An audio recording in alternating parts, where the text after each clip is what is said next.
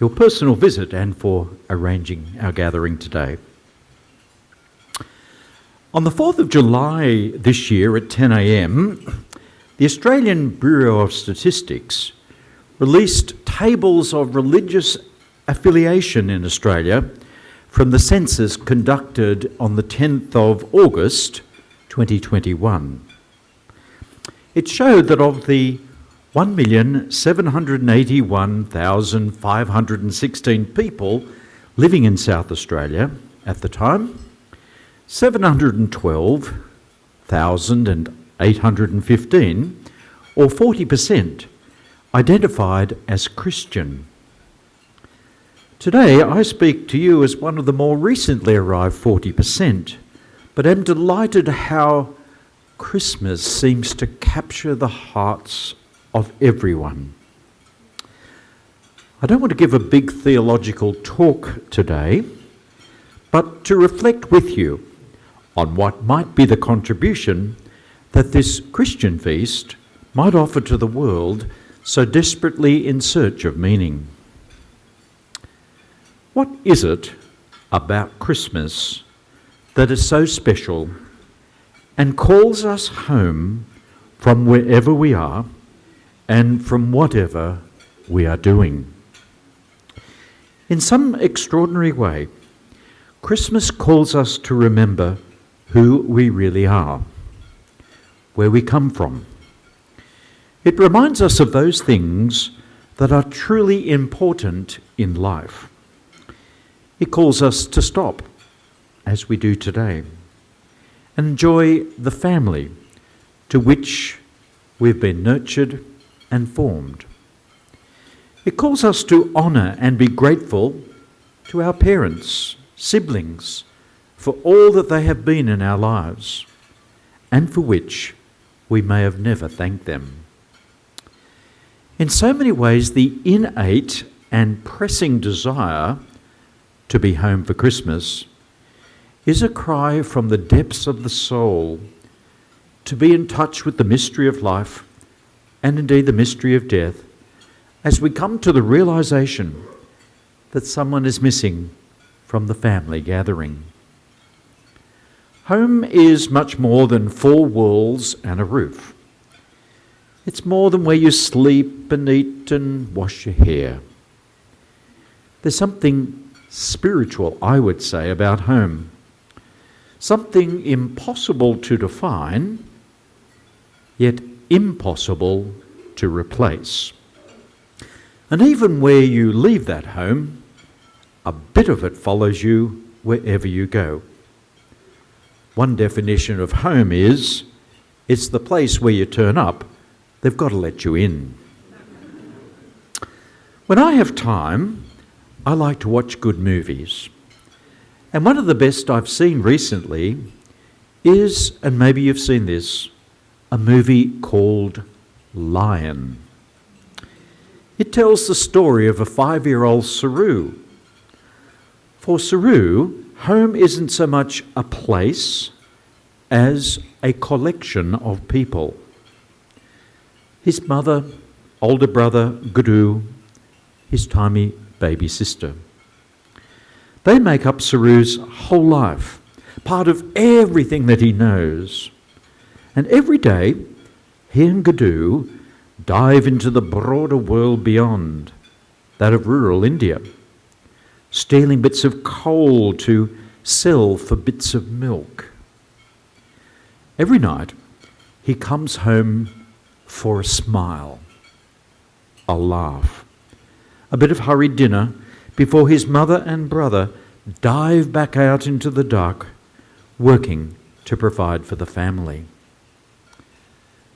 If you've seen the movie, you know that one night he gets separated from his brother and he slinks onto a train, where he slumps into another seat and dozes off.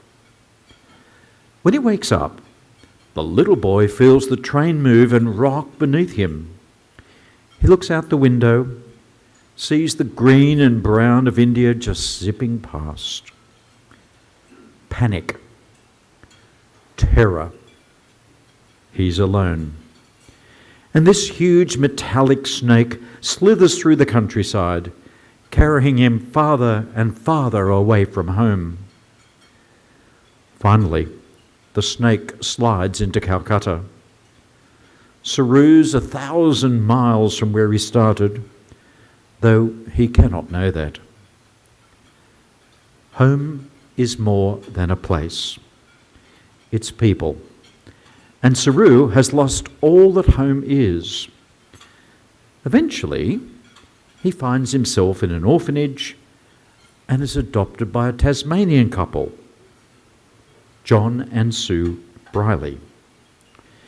When Saru grows up, he begins to feel the insistent, unquenchable pull of his birth home, to find his mother and brother again. And given the circumstances to which he left them, Saru's search is completely understandable. But Saru keeps his search secret from his adopted parents. He later says that he hid it from them because he didn't want them to feel as though he was ungrateful or that he didn't love them as much as his birth family.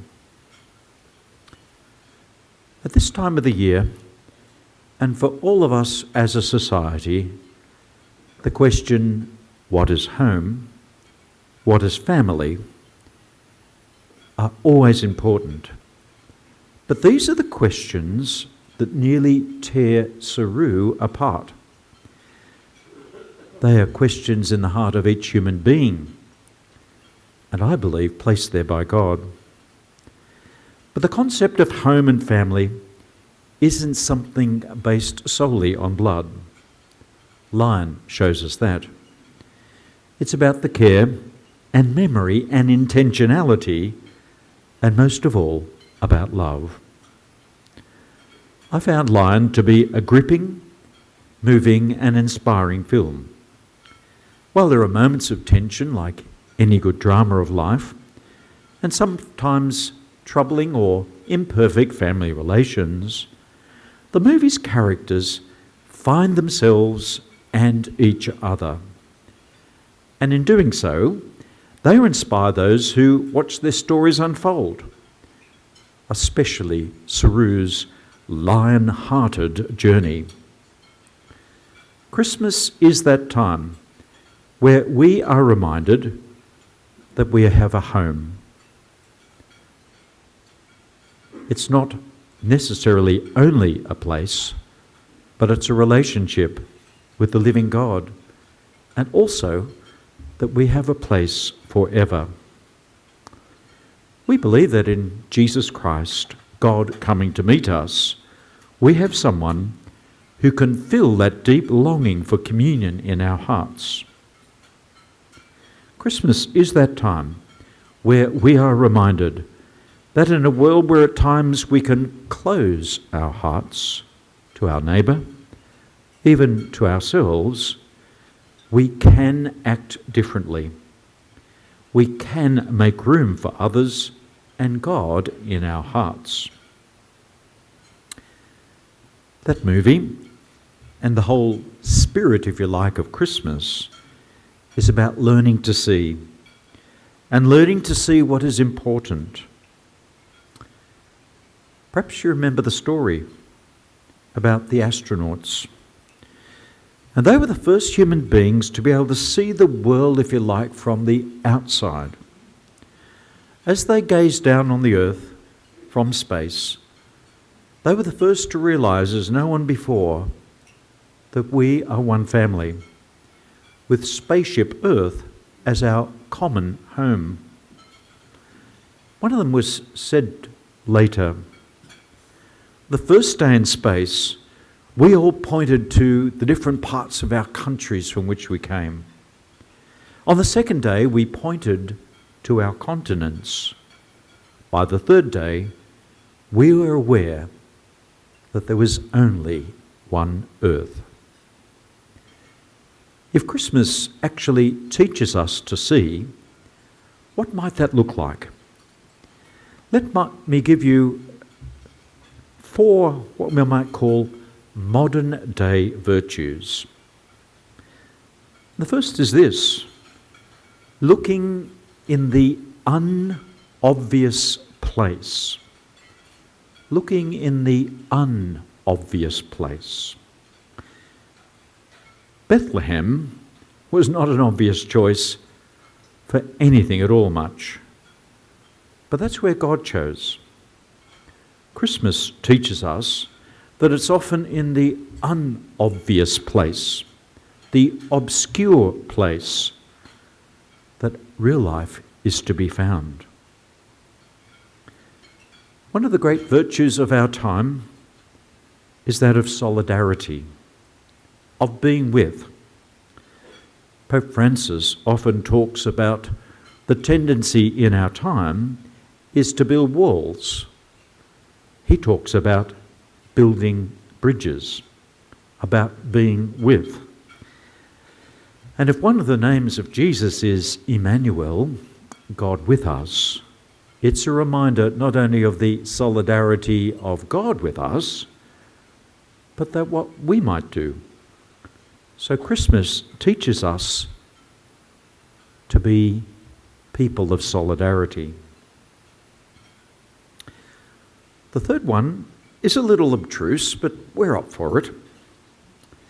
In 1960, Ian Fleming, the creator of James Bond, published a collection of short stories entitled For Your Eyes Only, one of which was entitled Quantum of Solace. A very curious title. Maybe you've seen the movie. It's got nothing to do with the story.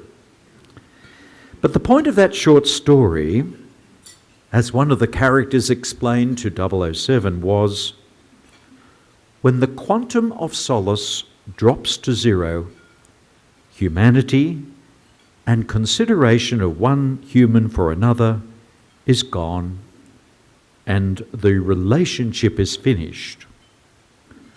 The true meaning of quantum of solace relates to the minimum amount of compassion and decency a human can show for another. Christmas teaches us what this looks like and that it is actually possible. You may not have ever heard of a character called Saint Athanasius, but he's one of the saints of our church, and he died in the year 273, just a couple of years ago. But he had a wonderful saying that is very current at this time of the year. He says, God became like us, that we might become like God. Well, the only definition we have of God is love. So at Christmas, it teaches us to become like God, who is love. Christ's birth is the light that gives us hope for this present world, in spite of experiences of disunity, hatred, violence, poverty, greed, and corruption. Hope is the important ingredient in times such as ours, where families are struggling with the cost of living, some are homeless and suffering hunger, where climate change threatens the gift of God's creation.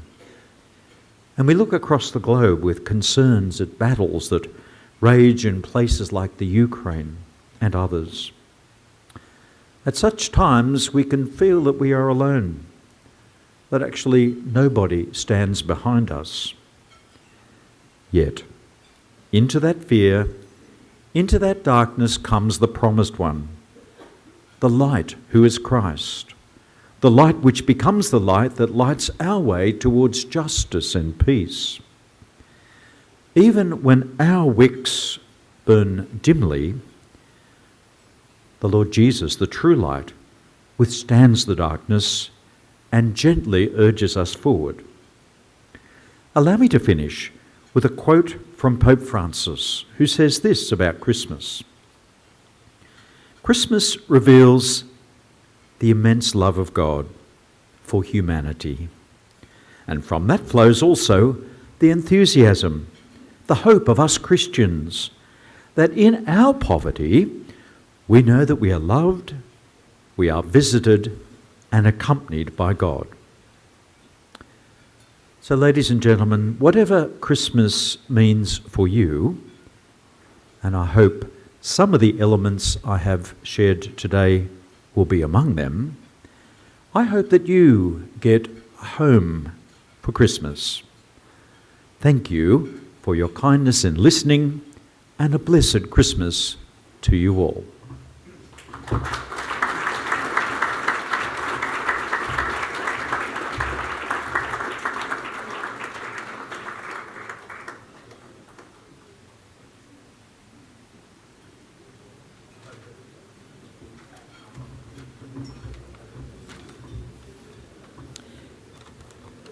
Thank you, Grace, for a wonderful Christmas message.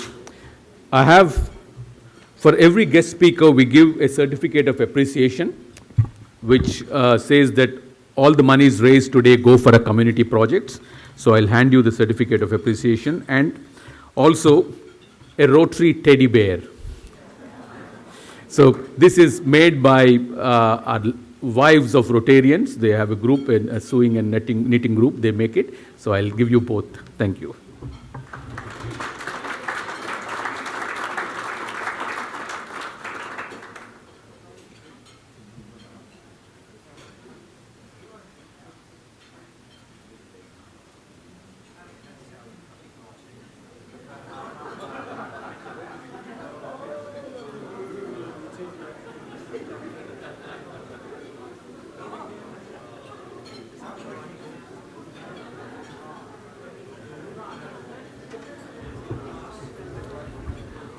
We'll have a 3-minute break before I come back again.